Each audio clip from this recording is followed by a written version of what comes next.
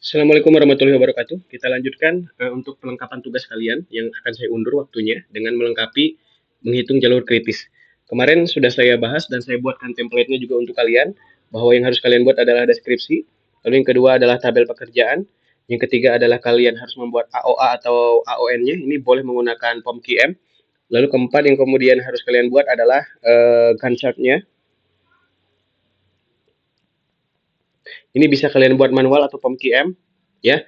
Lalu kemudian yang terakhir, yang mana ini menjadi salah satu penyebab diundur atau diberikan waktu untuk kalian untuk pengerjaan adalah yang kelima. Jadi dalam satu file Word yang nantinya kalian harus convert ke PDF, itu harus melampirkan titik kritis.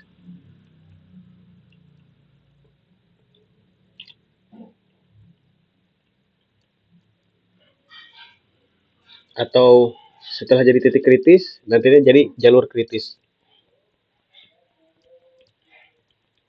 Nah, jalur kritis yang akan kita pakai perhitungannya adalah yang sederhana, yaitu Critical Path Method, CPM. Nah, jadi perlu diingat yang kalian harus kumpulkan dalam satu file adalah kelima bagian ini. Ya, kelima bagian ini. Oke. Dan harus lengkap. Harus lengkap. Jika kalian ingin mendapatkan tambahan materi berupa nilai, bisa kartu kuning poin 1 atau plus 2. Ada syaratnya. Yang pertama adalah buat video dan lampirkan linknya. Video itu berisi penjelasan kelompok tentang proyeknya apa, penjelasan AOA-nya seperti apa, Gantt chart-nya seperti apa, dan bagaimana perhitungan nilai kritis CPM-nya. Buatkan dalam video, ya. Tapi yang wajib itu adalah PDF dan harus on time. Oke, harus on time. Buat PDF, sunnah jika kalian ingin mendapatkan poin tambahan, upload video pengerjaannya. Bisa mendapatkan poin 1 ataupun poin 2. Oke, bagaimana cara menghitung nilai kritis CPM? Saya punya contoh. Ada aktivitas A sampai F. Lalu kemudian ada juga kegiatan pendahulu. A, tidak ada kegiatan pendahulu. B, kegiatan pendahulunya A. C, A. D, B. E, C. F, B. Lalu kemudian ini adalah waktunya. Ini ada yang ketutup ke bawah ya. Ini untuk contoh aja. Lalu kemudian kalian buatkan, ya. Kalian buatkan networknya seperti ini. Nah, ingat, semakin kompleks network kalian, itu semakin bagus. Artinya networknya itu jangan sampai lurus aja gitu. Jadi harus kompleks networknya. Oke, harus kompleks. Lalu kemudian, semakin kompleks semakin bagus. Nah, kita lihat misalkan kalau ini adalah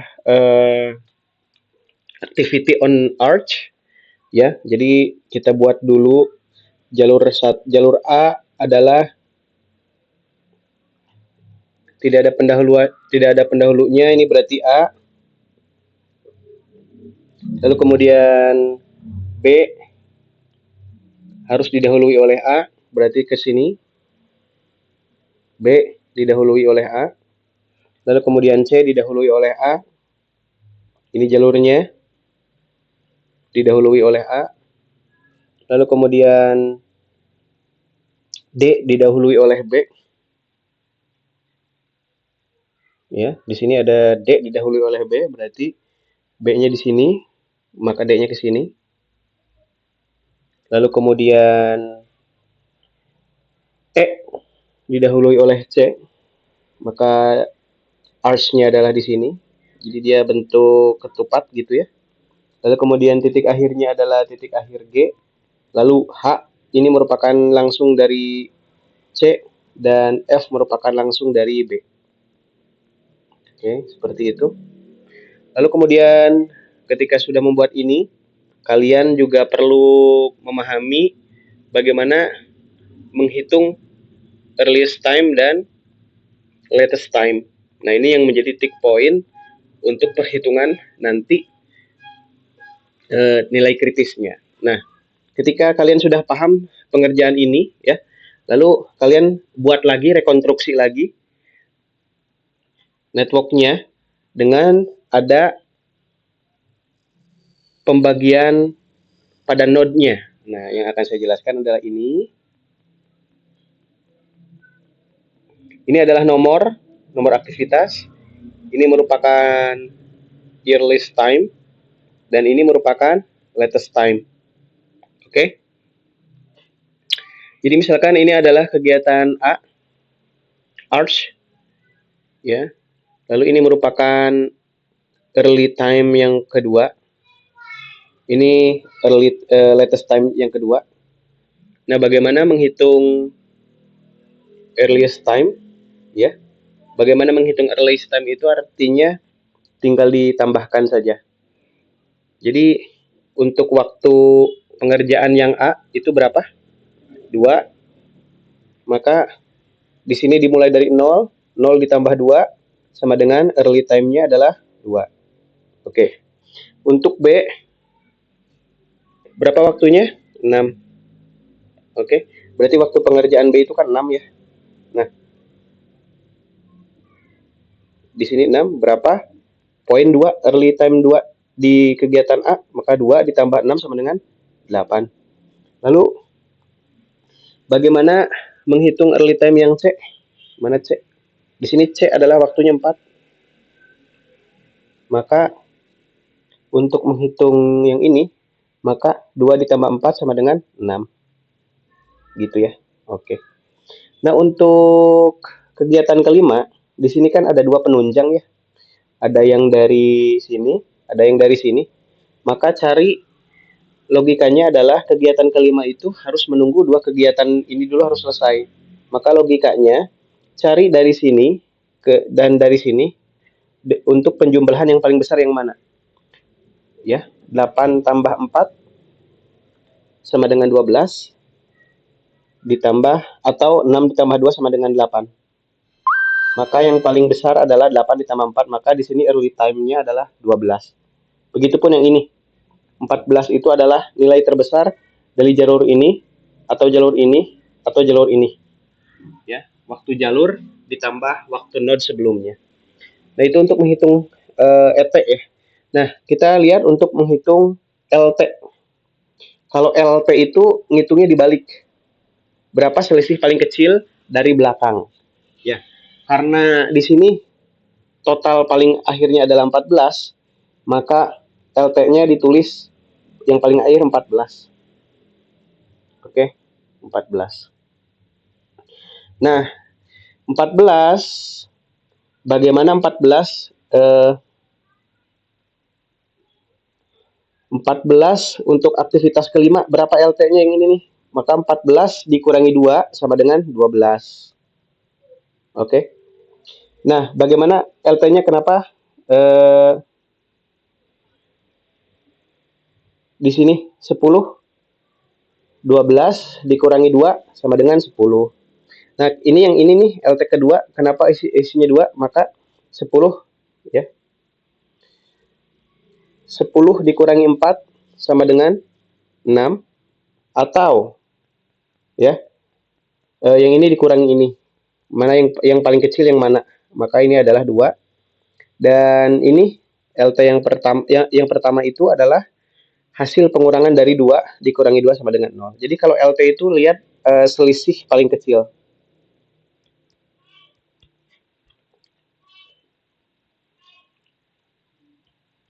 Selisih paling kecil.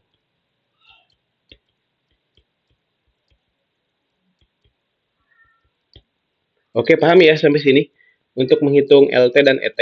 Jadi kalau ET itu dihitungnya dari awal,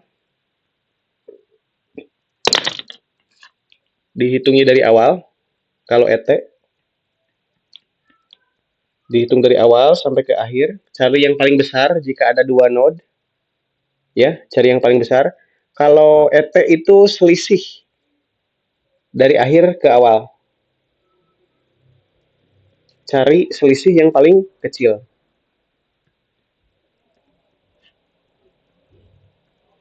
Kalau ET paling besar.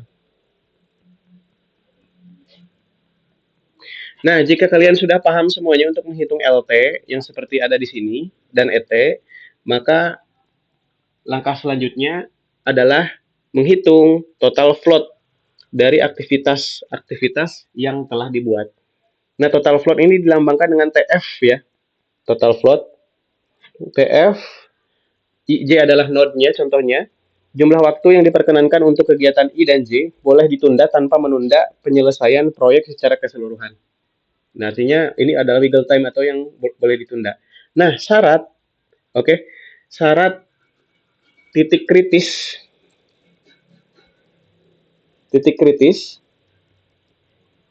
adalah dengan LT sama dengan, bukan LT, TF. Titik kritis sama dengan TF sama dengan 0. Oke, TF sama dengan 0. Nah, di mana TF sama dengan 0, rumus TF itu apa, Pak? Rumus TF itu adalah L T latest time J dikurangi earliest time I dikurangi waktu jalur.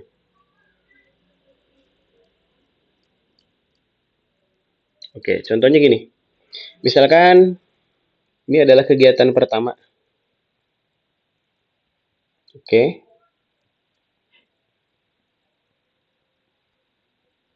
Ini ET.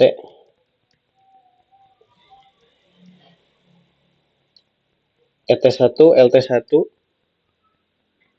Ini ET2, LT2. Maka di sini ada waktunya. Oke. Maka untuk menghitung total float sama dengan LT yang ini dikurangi ET yang ini dikurangi waktu. Oke. Mana yang 0?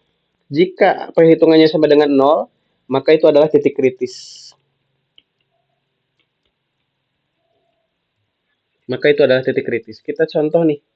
Kita lihat contoh untuk perhitungan yang ini. Nah, di sini jelas untuk total float 1.2 itu dari sini ke sini. Maka perhitungannya 2 dikurangi 0 dikurangi 2. Oke. 2-nya dari LT sini, kurangi 0-nya dari sini, kurangi 2 waktu dari A, sama dengan 0. Nah, maka ini kritis. Lalu yang kedua, untuk kegiatan B sampai kegiatan H, itu kalian harus buat titik floatnya atau total floatnya. Nah, ini yang harus kalian buat nih. Makanya saya kasih tambahan waktu. Ini ditulisnya harus manual. Oke, tulisnya harus manual. Nah, ditulisnya harus manual.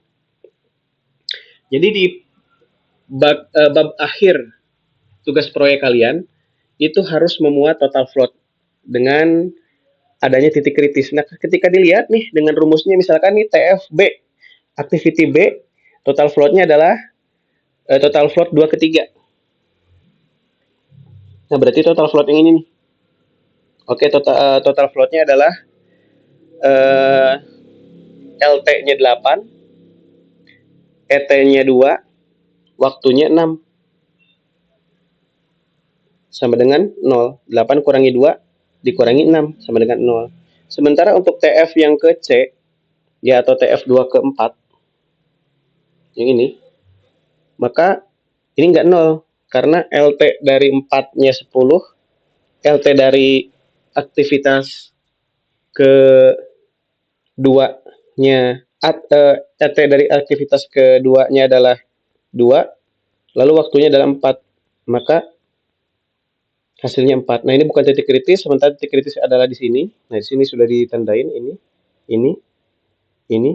dan ini. Ini merupakan titik kritis yang nantinya akan menjadi jalur kritis.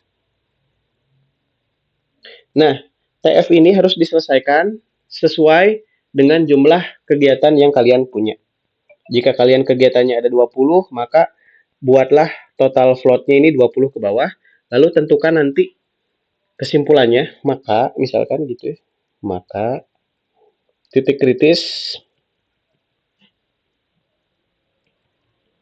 pada proyek ABCD adalah,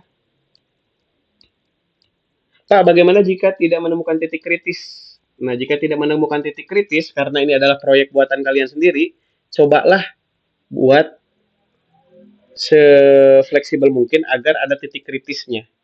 Jadi, buat agar ada titik kritis.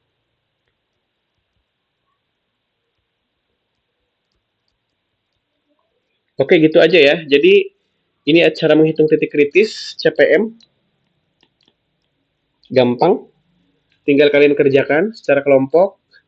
Yang wajib ada pada laporan proyek deskripsi, tabel pekerjaan, AOA, lalu Gantt chart, lalu yang terakhir adalah titik kritis. Nah, ini juga dijelaskan nih, deskripsinya apa, tabel deskripsi ini menjelaskan tentang apa, baru dijelaskan tabelnya. Lalu AOA ini maksudnya apa, dijelaskan dulu, baru penjelasan AOA-nya. Lebih bagus lagi ketika kalian nulis tangan ya buat AOA-nya, tidak menggunakan POM-QM, karena kan ini teorinya. Ya, terus Gantt chart ini maksudnya buat apa sih? Dijelaskan dulu Gantt chart, proyek ini adalah seperti ini dengan arti dan lain-lain, baru yang terakhir menghitung titik kritis jalur melalui CPM dan PERT. Ya, tapi PERT kita tidak gunakan dulu, kita akan pakai CPM dulu. Oke, gitu aja untuk tugasnya, tambahannya adalah seperti itu. Jika ingin tambahan plus, buat videonya, tapi yang wajibnya adalah mengkonversi hasil jawaban kalian menjadi PDF. Dan jangan lupa dikumpulkan on time ya. Jadi jika kalian ingin nilainya bagus, ya kalian effortnya juga harus bagus. Oke, thank you. Sampai jumpa di materi selanjutnya. Kita akan belajar teori antrian nanti. Terima kasih. Jangan lupa subscribe.